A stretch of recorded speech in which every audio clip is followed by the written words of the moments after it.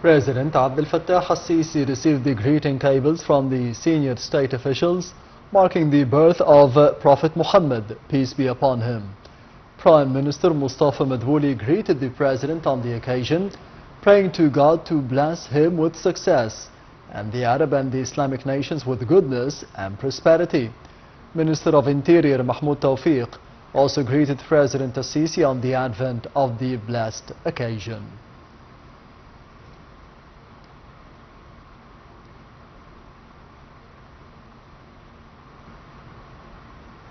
A meeting of the G20 Action Group concerned with food security was hosted by non-member state Egypt for the first time since the Group of 20's foundation in 1999.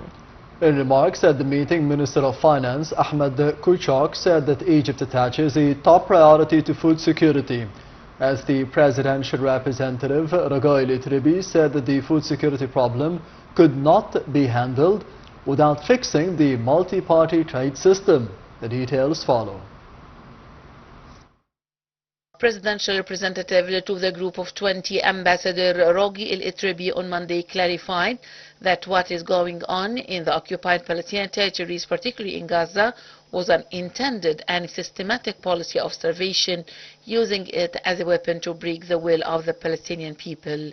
The diplomat made these remarks as he addressed the third meeting of the G20's action group concerned with food security, the first of its kind to be hosted by Cairo, apart from the group's member states. The ambassador said that the G20 has always introduced solutions that are applicable to all, and solutions as such should turn into the clear and active plans to solve the issues penetrating to food security across the globe. He pointed out that the three-day meeting came upon an understanding and a close coordination with the G20 sharing countries, South Africa as part of Egypt, as well as G20's participation with African issues. El-Itribi noted that the food security problem was gaining momentum, not only due to the crisis crippling the world economy for years, but also given its connection to the gap between the global financing system and the climate change. The presidential representative also said that food security could never be solved solely without addressing the water security challenges, being part and parcel of Egypt's national security. Addressing the meeting, Minister of Finance Ahmed Kuchak reviewed Egypt's efforts to enhance food security, citing the allocation of about 20% of the state's budget revenues to this purpose, in addition to providing financial allocations to smaller farmers and to social solidarity programs, along with the continued upgrade of the agricultural infrastructure across Egypt.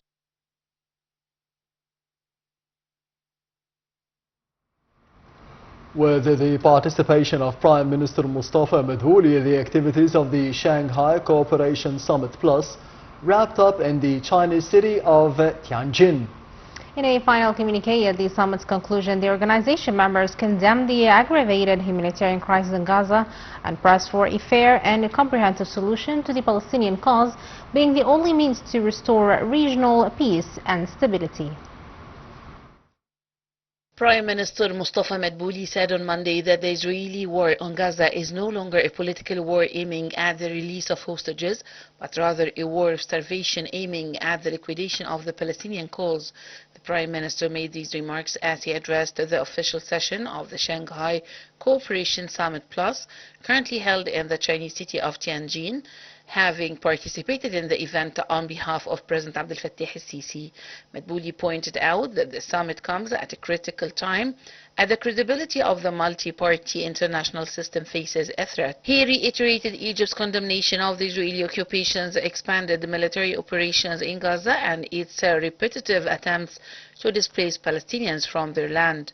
The Prime Minister also renewed Egypt's firm stance with regards to the establishment of a unified independent Palestinian state along the 1967 borderline with the eastern Al-Quds city as its capital, saying it's the only means to restore regional stability. Meanwhile, Madbouli pointed out that Egypt is a densely populated country with an arid desert environment, and it is heavily dependent on the River Nile to fulfill its water needs. He added that cooperation with the Nile Basin states is the cornerstone of Egypt's approach for the optimal management of the shared water resources. In another development, the Prime Minister cited the use of advanced technological applications, especially the artificial intelligence, as a key factor in achieving sustainable development objectives.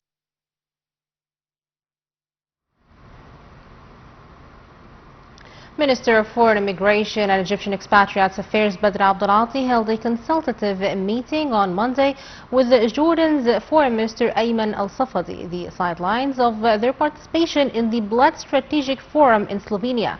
The top diplomats hailed the fraternal strategic ties binding Egypt and Jordan and expressed keenness on enhancing bilateral cooperation in different fields. The meeting focused on the unfolding conditions in the occupied Palestinian territories, with both sides asserting the importance of continued efforts to strike a ceasefire agreement in Gaza and ending the extended humanitarian crisis of its people. Abdulati and his Jordanian counterpart also reiterated the rejection of the Israeli starvation policy against innocent civilian Palestinians and its continued attempts to evacuate them from their land, which hampers any chances of restoring peace.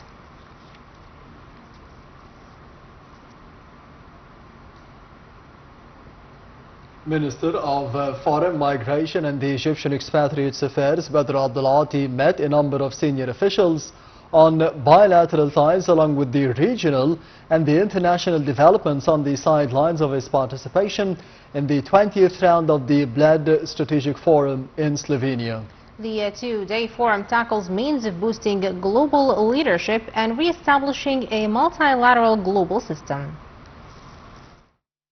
Minister of Foreign Migration and the Egyptian Expatriates Affairs Badr Abdulati on Monday asserted the importance of enhancing the economic and the investment partnership with Slovenia. The minister made these remarks in a meeting with the Slovenian Prime Minister Robert Golob, where he hailed the country's balanced stances regarding the Palestinian cause and reiterated the Egyptian keenness on hammering out a ceasefire deal for Gaza.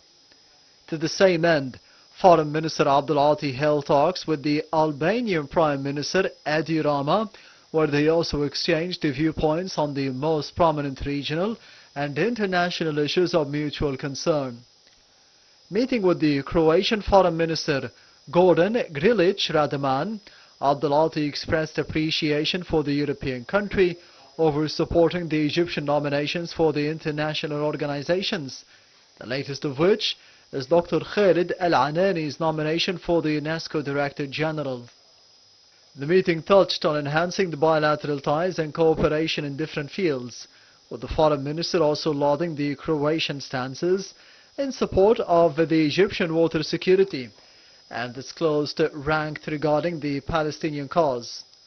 Meanwhile, the Egyptian top diplomat met the European Commissioner for the Humanitarian Aid and Crisis Management, Hajja Lahbib, hailing the promoted ties with the European Union in line with the two-side strategic partnership declaration in 2024. The meeting tackled the unfolding conditions in Gaza, with Abdulati calling on the bloc to take serious and active actions to halt the Israeli humanitarian crimes.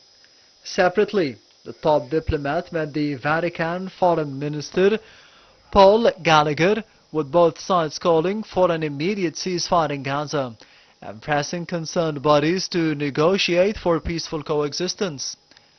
The meeting reflected the two sides' similar views on combating terrorism and the religious extremism, along with the systematic crime, human trafficking, and the illegal migration. Egypt condemned the expanded Israeli military offensive in Gaza and its persistence on violating the international humanitarian law, in opposition to the international will to put an end to the genocide war on the Strip. A Foreign Ministry statement said that the Israeli rejection until now of the ceasefire deal proposed by Egypt and Qatar reflected the complete absence of the Israeli will to decrease the escalation and restore peace, along with the clear intention to continue with its aggression on the innocent civilians in the Strip.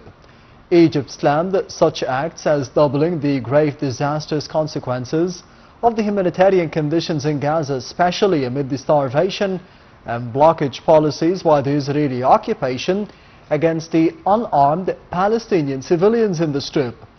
The statement reiterated the Egyptian absolute rejection to the aggressive Israeli approach, which threatens further regional escalation, given the Israeli side's ignorance of all the efforts aiming to halt the Gaza war and its expansionist settlement policies at the Palestinian territories.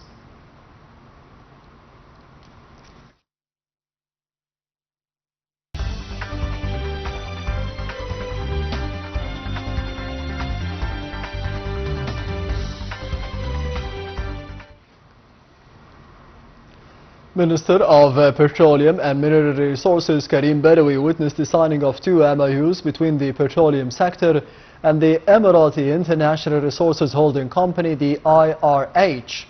The first agreement stipulates to provide technical support services for all stages of the aerial survey of mining opportunities project in Egypt and the digital platform to facilitate an effective access into the survey's results.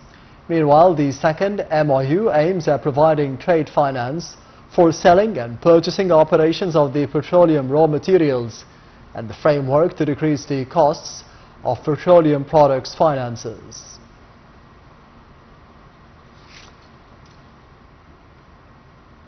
Egypt's stock market indices collectively went up in the trading session on Monday after selective purchasing operations by local investors reached high rates. Analysts said that local investors and investment funds concentrated on selective purchasing operations in different fields. The benchmark EGX 30 index gained 0.03% to close at 35,158 points. The EGX 70 index for small and medium businesses gained 0.84%, and the broader EGX 100 index also increased by 0.76% at closure. Meanwhile, the market capital of listed companies gained £4 billion to close at £2 trillion and £467 billion amid deals and transactions of about £5.9 billion.